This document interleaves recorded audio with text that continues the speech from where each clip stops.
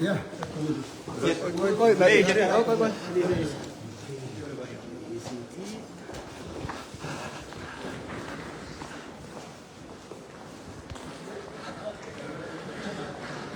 Please. Vamos a por fe.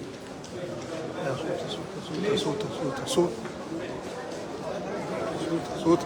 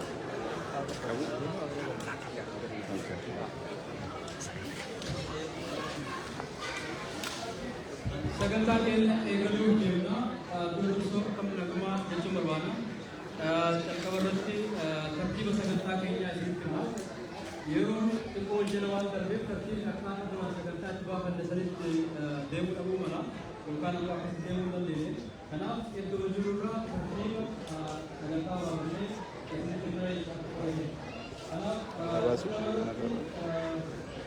keessummoon iddoo ni qabateera ifa akka nu ibsutti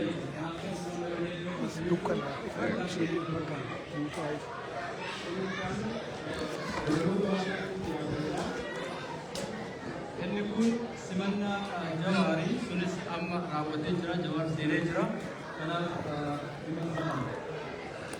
Abang wasagi sagantaa guyyaa miira sadiyaa amma iddoo jedhamee jira. sagantichi eebba manguddootatiin ni eegala jedha. Innis ittaanee dhufaa jecha.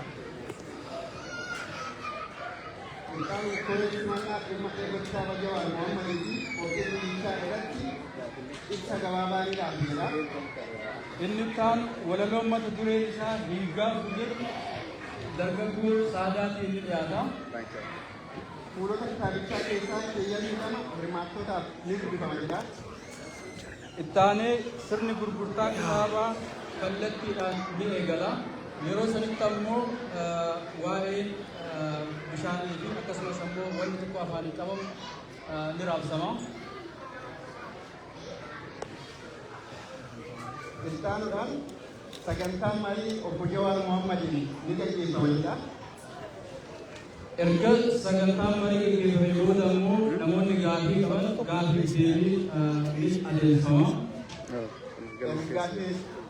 Gaaffii yaadonni mana keessaa ka'anii booda obbo Jawaar Mohammad gaaffilee fi yaadota mana keessaa ka'an irratti ibsa gabaabaa ni kenna. Ergasii sagantaan sirni nyaataa ifatti ni eegala. Sagantaa sirni nyaataa booda sagantaan nyaataa eebba maanguddootatiin ni goolabama. Erga sagantaan goolabamee akkuma baratamee hojii galan galmi dhuma sagantaa goolabamee gurgureeffama. Namoonni haala ta'anii akka goolabamanii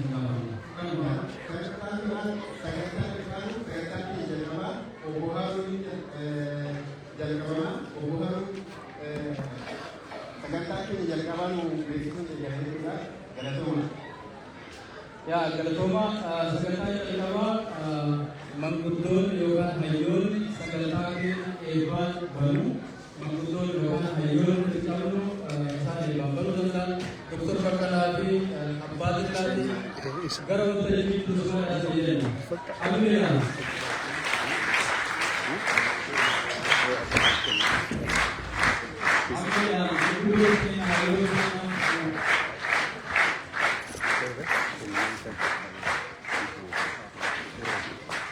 Maal gaafate? Bakki istaandii reefuu san. Kilisi kilisa? Maam keenyaan warri manguddoo hundi keessatti baay'ee dhaabbatanii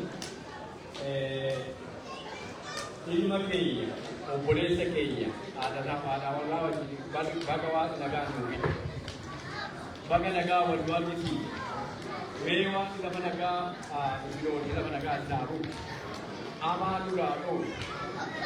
duraa dhoo mee rabbi akkanuma ilmaan Oromoo wal qabee akkanumatti wal argitee afaan tokko raataatu ilmi keenya immoo waggaa hedduu umurii isaa dunduu waan hojjate dhaloota isaa irraa kaasee macaafa kitaaba tokkorra kaa'ee barreessee har'a asitti eebbisuudhaaf kan argamu seenaa mataa isaa duwwaa osoo hin ta'in seenaa macaafa keessatti qabatamee jiru seenaa qabsoo saba Oromoo waan isaa walitti irra jireenyi isaas waan sababa mee rabbi akkanuma sammuu isaafaa kennu nama ammas durisii yaada saba isaatii nama saba isaatii yaada isaa godhu mee rabbi akkanuma Oromoo afaan tokko godhee walii galtee nama Oromoodhaaf ta'u isa isaa godhuu isaa godhu egaa guyyaan har'aa guyyaa heebba waggaa dheeraa umurii isaa guutuu irratti dadhabee ijoollummaa isaarraa kaasee qabsoo keessatti eegalee qabsoo Oromoo kan du'e lafaa kaasee asii ga'e kanaan amma gaa rabbi ammas isa haa ooffattu afaan tokko nu haa taasisu egaa buraa jiraadhaan siin jedhaa isaanis immoo haadha warraa isaa wajjin rabbi isaan haa jiraachisu egaa kitaabni kun kitaaba hunda keenyaaf seenaa saba Oromoo seenaa qabsoo Oromoo waan qabateef hundi keessatti dadhabbii asumaani galatooma buraa jiraadhaa waan laattanaa. Assalamualaikum warahmatullahi wabarakatuh. Berarti akan terus turun saat informasi karena Rabbi lagaan wajah lagaan waru kesumate natalale kesumata natapanan waru Rabbi murid aderesu kesatu kesumahawan nuesaka agama kesuman harotisun ade mungkin dokter gigi mengajarkan tuh isani doain nunggu ini Rabbi umrisi haderesu Rabbi wal hamtu jelasi abasu mal jenani gaf hamtu sun hamtu jela jawari nunggu kapte jawari ini umri Rabbi haderesu nulle Rabbi oromo bintu afan kokurasasi sun Walma gara oromo rak kala to hadis oromo gara bintu oromo gara oromo hayu isa beite oromo kala isi beite oromo galma kiden to beite wo kala de turape wa kasisu tanara kisa amenyo ara de ko gora gala to ma kanya ta nuru ada ya dan kizena Menurut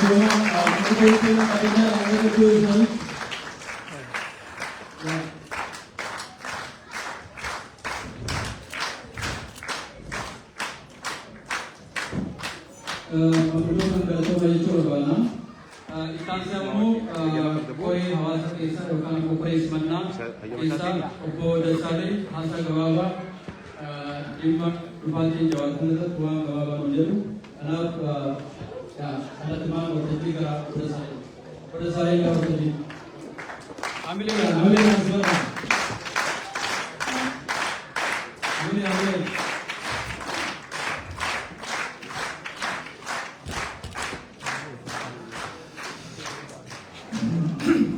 Saya kalau tua akan tu yang ada itu kesan kalau ya jawab itu kapten ini kalau tua itasi semua kalau tua ini kita kasih di channel itu lah.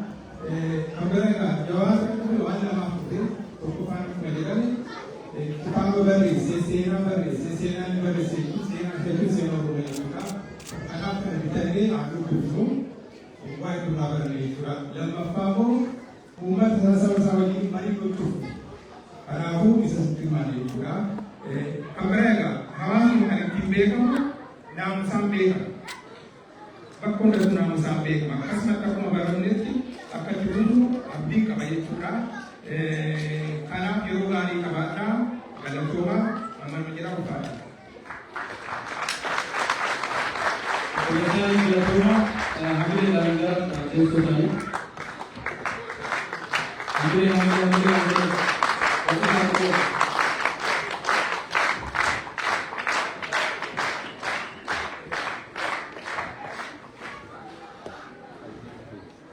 Ya Itali kan ya itu ulaga untuk bisa hingga pun ya ada. Ini semua terganggu mas Islami. So aku berkitawa mungkin ulaga Singapura ada punya nama hingga Indonesia. Karena muas garo tadi, muas garo tadi, Naga muas garo tadi.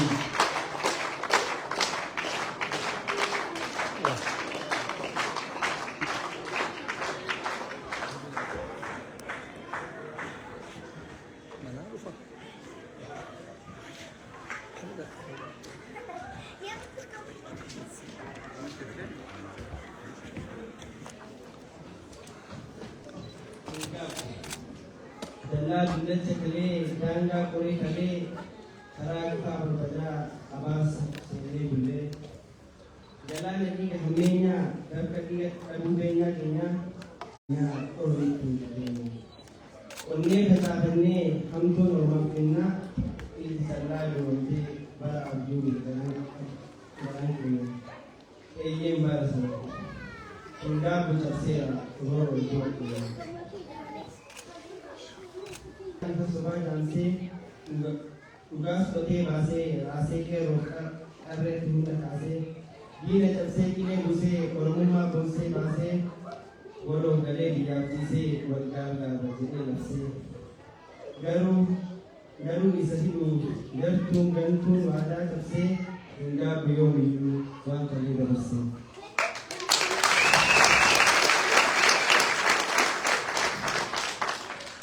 Qosaatti hedduun jijjiiramni har'aa meeqatu wareegalee baay'ee hafe galaa meeqatu himaan dhiisee badee isa nyaate galaanni hagamtu hidhamee dukkanu asirraa. Tana guutee dhabnee kaan dhabamaan argaa jaamanii dhumanii dhabnee gootota sana malee qosaa miti akkaan gootee gootee. Har'a ammoo wallaalee cabsee waadaa galee dimokiraasii galtee mootii abbaa irree faayidaa ofii malee kunuunsas awwaalee sabdaneessa miti abjuu haadhaa malee mootiin bilisiginnaa har'as akka galee nageenya hin barbaadu dhiiga lammii baree kanaaf hin callisu nan dubbata dhugaa yoomiyyuu hin dhaamtu kalaqeessi hakaa hidhannoonis miti kaleessas kan dhufe maqaa har'as ta'uu baannaan galmeerraa isaan dhaqa. Jedhee karoorfatee jawwee murteeffatee dirree darbaatti dhugaa facaafatee masloomsee kunuunsee hidda jabeeffatee dhandhamni mi'a isaa firii rarraafatee ani hin gaabu jedhee kitaabaan qabatee hunda akka beekuuf iccitii dhufate goota abbaa biyyaa gabaa kunuunfate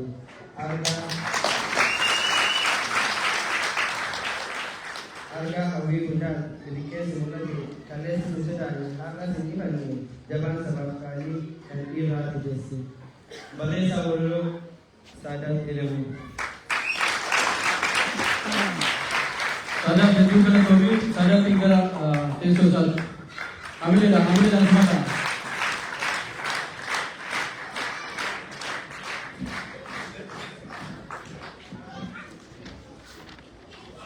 Ittaalee kan dhiyaatu kitaaba jawaaba kana hin gaafu jedhu keessaa fuulli tokko waliin fayyada. Kanaaf kitaaba argatee jira. Waa'ee biyya kitaaba fuula jedhamu sanii dubbisu. Hoogganee itti fufu. Asitti. Si wayya.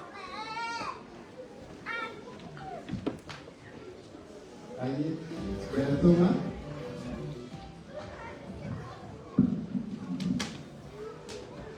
Baay'ee guddaa galatuma. Isin guutuu fuulduras dhaabbatee yookaan fuulduras dhaabbatee kitaaba kana dubbisuuf xiyyaatti hedduun goona hedduun gammadasi yeroo duraa biyya isaa kallattiin arguuni kanaaf guyyaa seen qabeettidha baay'ee gammadeera asumaan kitaaba jawaabirraa keewwata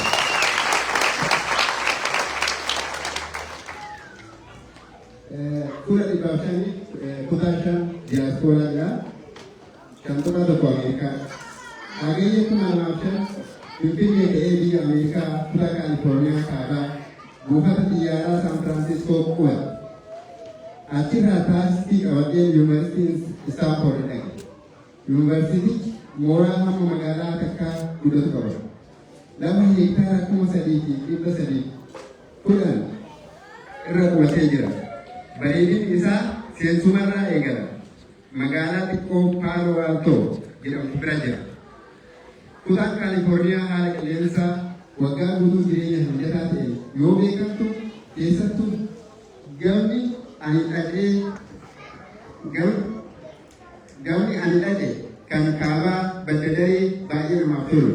Sababni yuunivarsiitiillee gama baha Ameerikaa yookaan East Coast dhiisee Istaanfoord dhaquuf filadheefis tokko haala qilleensaa waan ture murtii kiyyatti nan gammadee jedha jawaan. Istaanfoord iddoo hin gochuu isaatti hin gaabbilee jechuudha galatooma.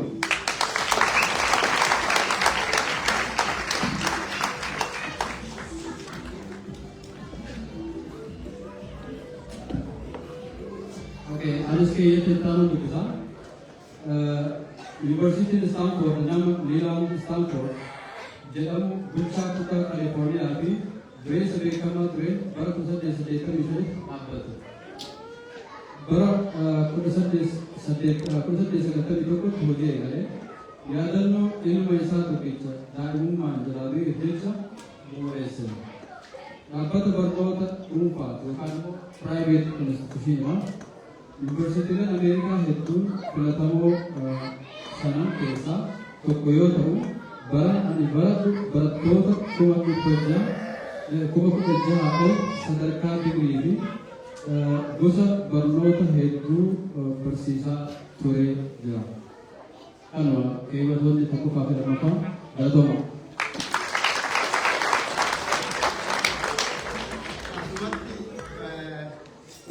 Kitaaba dubbise kana keessarraa kaasee kitaabni baay'ee interesting yaa waa'ee siyaasaa qofaa miti waa'ee barnootaa waa'ee furuufi waa'ee bu'aa bahii jireenya ilma namaa waan nama barsiisu kitaaba kana kunumataa mata duree isaan jedhu gochuu osoo ta'e guutuu isaa dubbisnee kan nu galle jabaadha jecha kan immoo itti nama immoo gochaa gara biraa horii guddaa dhaabee dan akkasitti yoo dubbisnee jedhu wayii wayyaa aadaa kitaaba hora dubbisu asuma duratti wayii sinidha.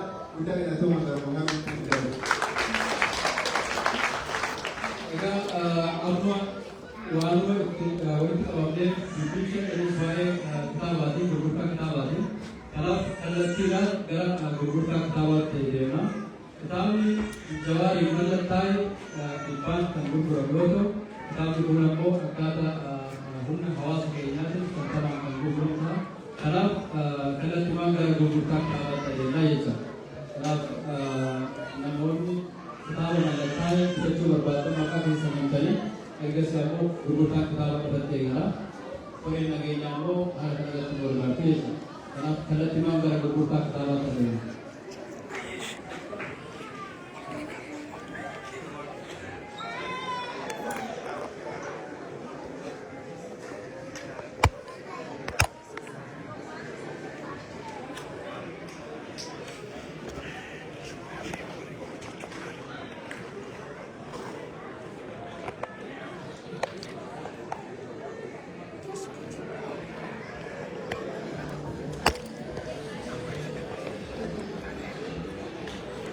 Namoonni bitachuu barbaadan dhibbaan bitachuu gara tattaafee galaati.